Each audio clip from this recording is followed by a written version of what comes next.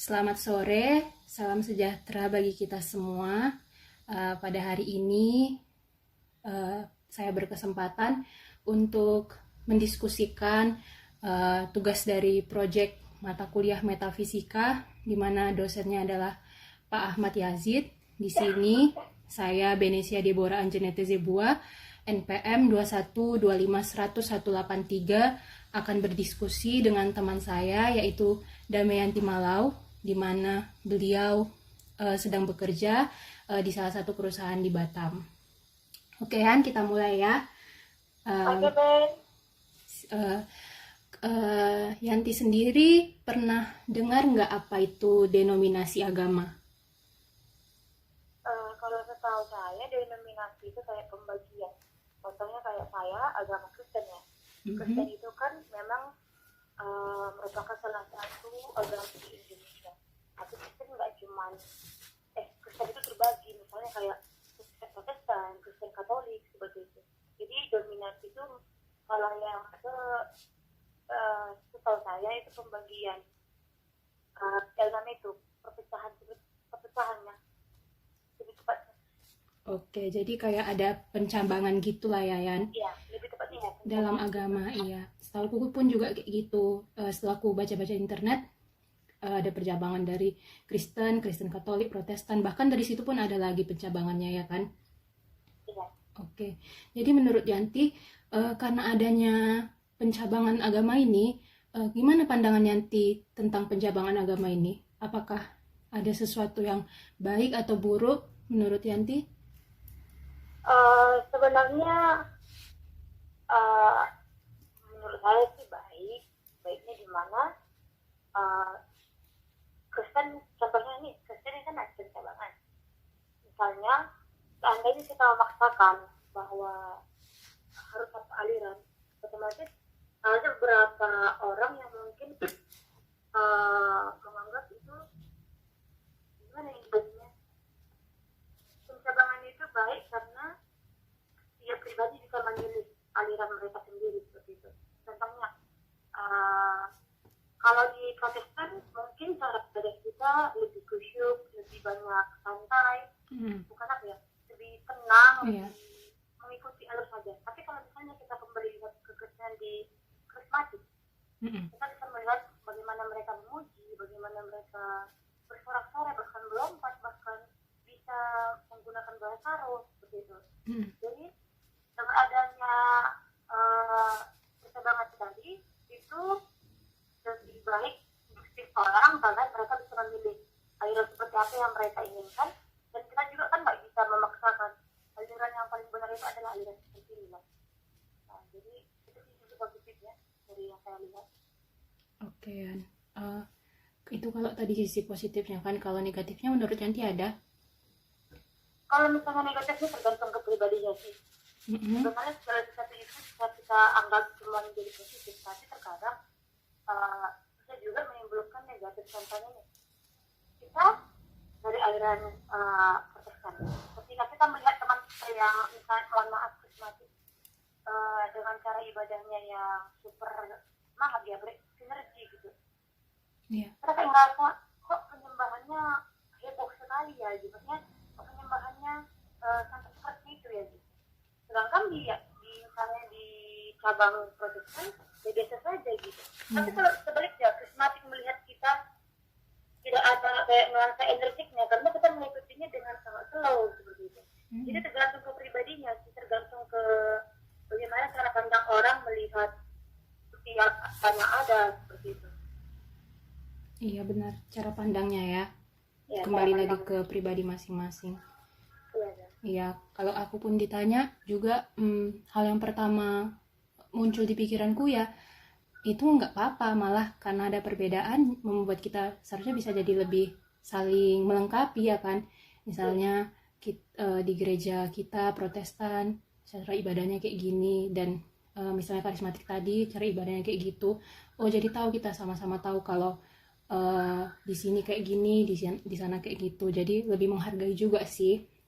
Dan kalau negatifnya juga, iya aku sih pertama gitu, saat aku ke gereja karismatik sendiri, aku merasa ketakutan, kok kayak gini ya cara ibadahnya. Tapi ya itulah, kembali lagi ke pribadi masing-masing kan, bagaimana mereka nyaman bisa beribadah sama Tuhan ya kan, kayak gitu kan ya.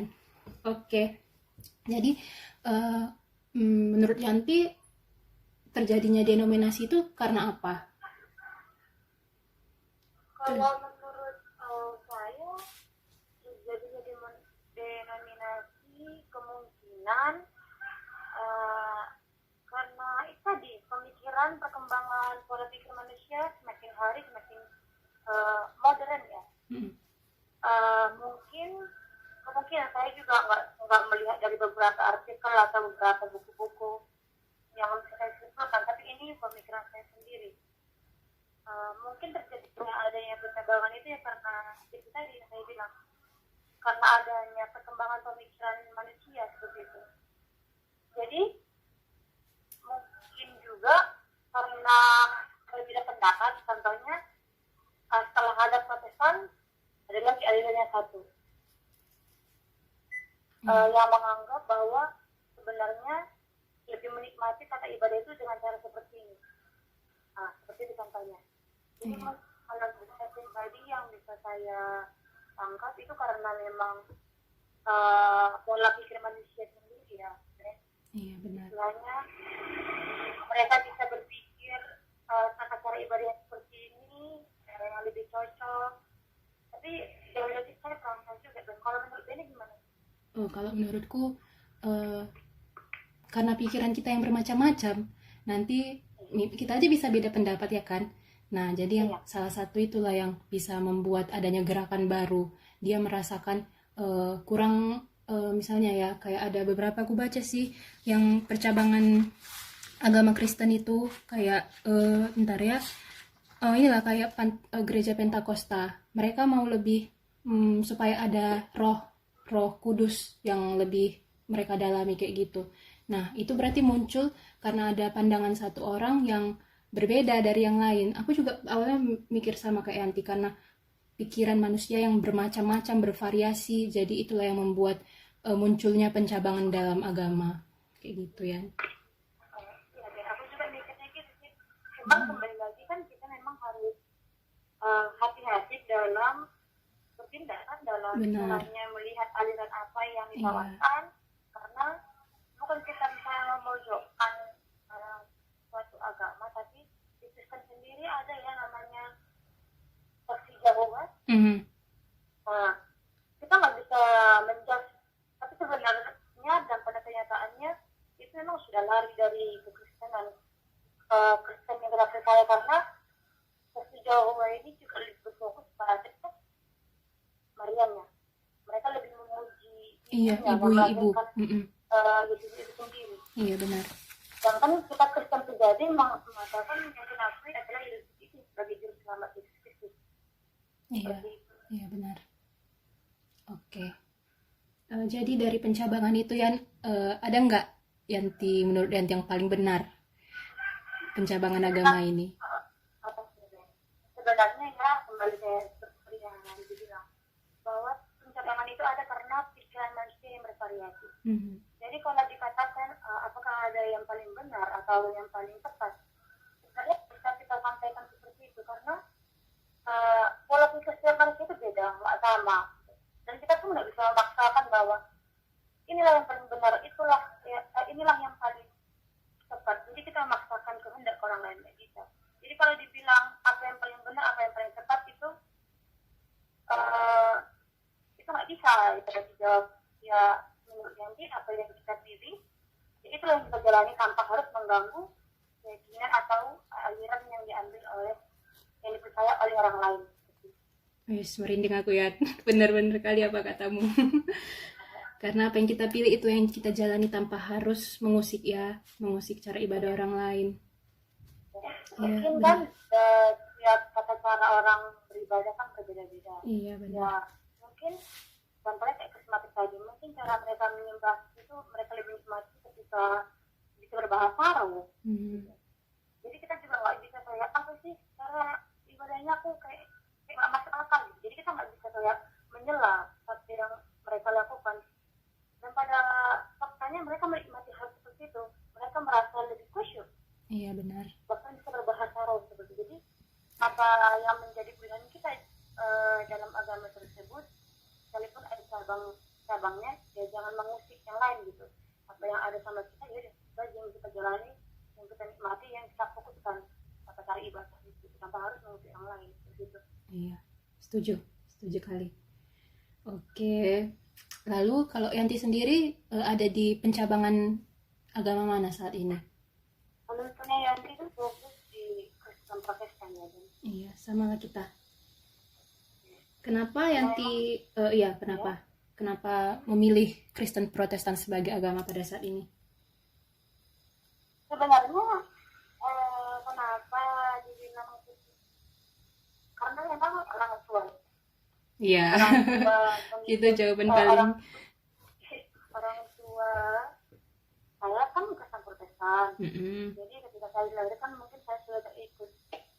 Saya tetap berangkat dari Kristen.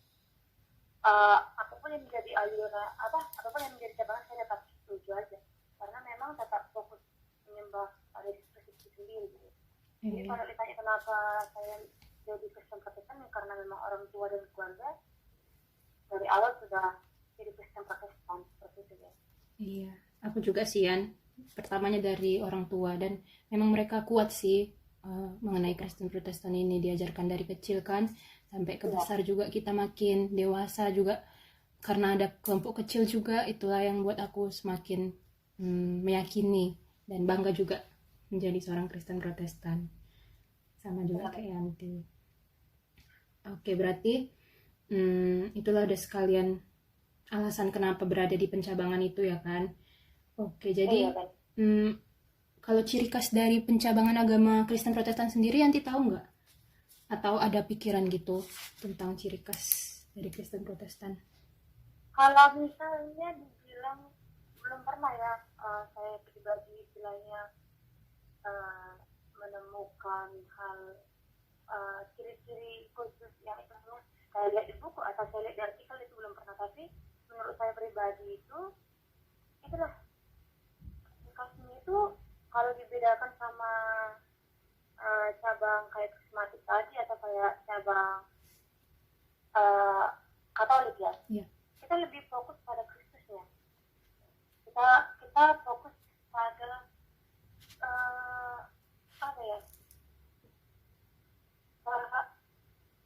penghayatan dalam hati. Jadi sebenarnya kalau Katolik mereka lebih ke patungnya ya, ke patungnya. Kalau kita memang lebih ke penyembahan tapi dalam hati, dan kita lebih bawaannya lebih santai ke situ. Kalau misalnya Krismatik tadi kan bawaannya lebih bersukaria, bahkan musiknya lebih bersukaria, lebih wah lagi. Semangat. Kita memang lebih kebanyakan penghayatannya di hati, tanpa banyak pergerakan fisik. Dari pribadi saya seperti itu. Iya, aku pun juga nengoknya lebih ketenangan ya. Kita ya tata ibadahnya lebih tenang gitu, mengikuti lagu-lagunya pun juga yang nggak ada yang semangat, maksudnya ya kayak mana ya bilangnya, tenang lah gitu, memang ciri khasnya. Oke Yan, lalu menurut Yanti, Yesus itu berada di denominasi yang mana? Apakah dia seorang pembawa apakah Tuhan kita itu membawa denominasi atau kayak mana Yan? Tidak. Kalau menurut aku pribadi enggak, karena dia tidak datang menjelaskan, mempromosikan agama itu, tidak ada. Tidak ada dia ya membawa denominasi ya. Tidak ada denominasi, tidak ada agama yang dibawakan. Tapi dia mengatakan bahwa akulah juru selamat. Iya benar. Iya. Aku juga baca dari salah satu sumber kan, memang Yesus itu nggak pernah membawa denominasi, tapi dia mendirikan gereja eklesia, katanya kayak gitu. Karena dia sendiri juga yang mendeklarasikan dirinya sebagai juru selamat ya kan. Jadi dia nggak ada membawa pencabangan gitu sih. Oke, jadi selanjutnya sisi apa sih yang paling penting dalam agama? Sisi apa yang paling utama gitu sih dalam kita beragama menurut Yanti? Sisi yang paling utama, ada pilihannya sih, kayak kemanusiaan atau mistis atau kisah-kisah atau ibadah atau apa yang menurut Yanti? Sisi apakah tadi kan Bene menyebutkan beberapa tuh, apakah harus dari situ atau mungkin bisa dari pemikiran yang maksudnya pendapat lah, seharusnya terserah lah itu apapun itu menurut Yanti sisi apa dari Yanti sendiri lah merasakan. Kalau saya sendiri kalau misi kemanusiaan itu menurut Bene seperti apa? Kalau sisi kemanusiaan itu menurutku sendiri bagaimana kita bertindak kepada sesama kita yang lain, misalnya ya tentang perbuatan baik gitu. Bisa jadi ke arah situ kan, karena setiap agama mengajarkan kita untuk saling mengasihi kan. Benar. Setiap agama mengajarkan apa yang benar, apa yang baik, mengajarkan apa yang salah, apa yang harus dijauhi, apa yang istilahnya tidak kita manusia tidak boleh terjun ke dalam. Lebih menyentuh ke karakter ya. Jadi kalau misalnya dari keagamaan itu menurut saya seperti itu. Misalnya karakter contohnya gini, kita punya agama sendiri, tapi kalau misalnya kita melihat bahwa agama di seberang mungkin mengatakan bahwa dengan amal bisa masuk surga, ya kita juga bisa mengejas bahwa agama mereka istilahnya bahwa agama kita istilahnya lebih baik, lebih benar begitu. Jadi lebih ke arah hati sih kalau menurut saya. Jadi ada kasih, ada agama, ada pengajaran hal-hal baik, ada kasih begitu. Oke. Bentar ya, aku catat dulu. Oke, kalau aku sendiri ya awalnya aku juga milih sisi kemanusiaannya sih, tapi juga aku renung-renungkan kayaknya paling utama gitu ketika kita beragama tentang persekutuan pribadi sama Tuhan ya sih. Nah, jadi ketika kita sudah mengenal Dia, kita tahu apa. Nah, kembali lagi kan ujung-ujungnya ke sisi kemanusiaan lagi, ya kan? Iya, ketika kita sudah mengenal Dia, kita tahu apa yang harus kita lakukan di dunia ini. Iya, ujung-ujungnya ke sisi kemanusiaannya lagi. Tapi memang kalau setelah mendengar penjelasan ini juga termasuk pemikiran kita mungkin jadi sama. Saya juga setuju atas apa yang Beni tuturkan tadi. Sama yang memang harus ke itu sendiri. Baru kemudian setelah kita bisa menerima dan mengerti, baru kita bisa berdampak ke sekeliling. Iya, benar, setuju banget. Oke, baru terakhir nih. Seberapa penting sih agama menurut Yanti di dalam kehidupan Yanti sendiri? Kalau menurut saya sendiri sangat penting. Nggak bisa diuraikan pakai istilah kata. Tapi menurut saya sangat penting. Karena apa? Ya, agama apa yang telah kita pilih, agama apa yang telah kita percayai, mengajarkan kita bagaimana cara untuk mengenal siapa pencipta kita, bagaimana untuk mengetahui apa yang benar, apa yang salah, dan apa yang baik seperti itu. Jadi kita punya keuntungan bisa mengenal sang pencipta dan bisa mengaplikasikan setiap apa yang kita dapat dan pengajaran-pengajaran apa yang kita dapat dari agama itu. Jadi sangat penting sih untuk mengatur pola kehidupan kita. Mengatur pola kehidupan ya, pola kehidupan. Yanti masih ingat nggak? Tadi aku ada sedikit ini kurang mencatat agama yang telah kita pilih, agama yang kita jalani. Selanjutnya apa ya? Agama yang telah kita pilih, ya itu yang harus kita tekuni dan harus bertanggungjawabkan tanpa harus memaksakan orang lain untuk percaya ke kita. Yang untuk percaya tanpa harus memaksakan orang lain untuk mengikuti atau percaya aliran apa yang kita ini. Aliran agama kita ya. Oke. Ya, kalau aku sendiri sih memang berpengaruh juga ya, karena aku dulu pas SMP pernah dikasih tahu guru bahasa Indonesia, agama itu artinya dipisah A sama gama. Gama itu kacau, A itu tidak. Jadi artinya agama tidak kacau. Jadi sebenarnya kalau kita beragama ini ya benar-benar kalau misalnya apa ya memang sangat penting. Kalau misalnya kita tidak beragama, jadi nggak tahu kita kepada siapa kita harus menyembah. Terus hidup kita pun mungkin ya acak-acakan, karena nggak tahu tujuan kita itu apa, ya kan? Nggak tahu siapa yang, ya itulah, nggak bisa gitu aku ngomong. Iya. Jadi setuju juga sih, mengatur pola kehidupan kita, tahu bagaimana cara berperilaku, cara kita menghadapi sesama lain, ya. Oke kan? Sekian Yan yang bisa kita diskusikan pada sore hari ini. Kalau bisa aku menyimpulkan dari pembahasan kita pada sore hari ini, yang pertama tadi, kalau tentang adanya denominasi dalam agama itu ada sisi positif dan negatifnya kan. Kalau sisi positifnya itu dimana kita bisa saling memahami, menghargai, mengetahui bagaimana tata cara ibadah agama di pencabangan lain. Sedangkan kalau sisi negatifnya itu cara pandang kita mungkin yang negatif ya ke tata cara ibadah mereka. Lalu kenapa terjadi denominasi itu, karena adanya perkembangan pola pikir manusia yang bermacam-macam, bervariasi, jadi bisa menimbulkan adanya perbedaan pendapat dan bagaimana cara ibadah yang enak menurut pribadinya sendiri. Lalu juga ada denominasi mana yang paling benar, itu nggak bisa kita ukur, karena apa yang kita pilih itu yang kita jalani tanpa mengusik cara ibadah orang lain. Lalu juga cara ibadah orang lain, baru kita berdua sih memang ada di pencabangan denominasi agama Kristen Protestan ya, dan itu jawaban paling dasarnya karena dari keluarga kita sendiri, orang tua kita sendiri pun sudah beragama Kristen Protestan. Dan semakin kita dewasa, kita semakin juga merasakan memang kita bangga menjadi seorang Kristen Protestan dan nyaman gitu sebagai seorang Kristen Protestan. Lalu ciri khas dari Kristen Protestan sendiri sih tentang ketenangannya dalam beribadah, kefokusan pada Kristus, penghayatan dan penyembahan dalam hati. Selanjutnya, kalau Tuhan Yesus itu nggak pernah ada bawa agama, dia nggak pernah bawa denominasi. Jadi dia bukan seorang yang membawa agama, tapi dialah sendiri yang